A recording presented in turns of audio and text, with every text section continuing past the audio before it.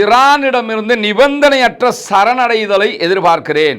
நிபந்தனை எதையுமே போடாம ஈரான் சரணடைஞ்சிச்சுன்னு சொல்லி சொன்னா, எந்த ஒப்பந்தமுமே போடாம ஈரான் எங்களிடம் சரணடைந்தால் அவர்களை நாங்கள் ஏற்றுக்கொண்டு ஈரானை டெவலப் பண்ணுகிற வேலைகள் எல்லாம் நான் பார்ப்பேன் அப்படின்னு சொல்லி அமெரிக்காவுடைய அதிபர் டொனால்ட் ட்ரம்ப் சொல்லியிருக்கிறார். முதல் விஷயம், அவன் சரணடைய ரெடின்னா காமனியை இழக்கிற அளவுக்கு இந்த யுத்தத்துக்கு வந்திருக்கவே மாட்டான்.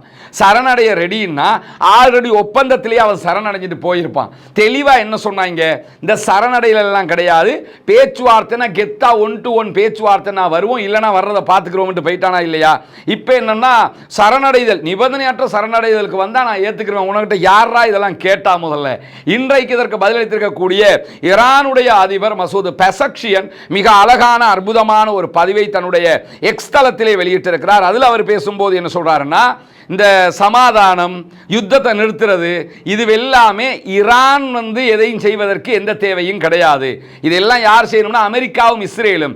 எனவே நடுவில் நின்று யாராவது இந்த சமாதானத்தை உண்டாக்கணும்னு நினைச்சீங்கன்னா அவங்க போய் யார்கிட்ட இதை நிறுத்த சொல்லணும்னா அமெரிக்காட்டையும் இஸ்ரேட்டையும் சொல்லுங்க, எங்க கிட்ட வந்து சொல்லக்கூடாது என்று சொல்லிட்டு அவருடைய அறிக்கையில் மிக தெளிவாக என்ன சொல்றான்னா, தெளிவாக ஒன்றை புரிந்து கொள்ளுங்கள், இந்த பிராந்தியத்தில் நீடித்த அமைதிக்கு நாங்கள் உறுதியாக இருக்கிறோம். மத்திய கிழக்கு முழுவதும் அமைதி ஏற்படுவதில் நாங்கள் உறுதியாக இருக்கிறோம். எங்களுக்கு சண்டை பிடிக்கணுங்கிற எந்த தேவையும் இல்லை. ஆனால் எங்களுடைய நாட்டின் கண்ணியத்தையும் இறையாண்மையையும் பாதுகாப்பதில் எங்களுக்கு எந்த தயக்கமும் கிடையாது. எங்கள் நாட்டின் கண்ணியத்தை நாங்கள் பாதுகாக்கணும், எங்கள் நாட்டினுடைய இறையாண்மையை நாங்கள் பாதுகாக்கணும். ஈரானுடைய மக்களை குறைத்து மதிப்பிட்டு இந்த யுத்தத்தை யாரெல்லாம் தூண்டினான்களோ அவங்கள்ட்ட போய் மத்தியஸ்தம் பேசுங்க அப்படின்னு இருக்காங்க.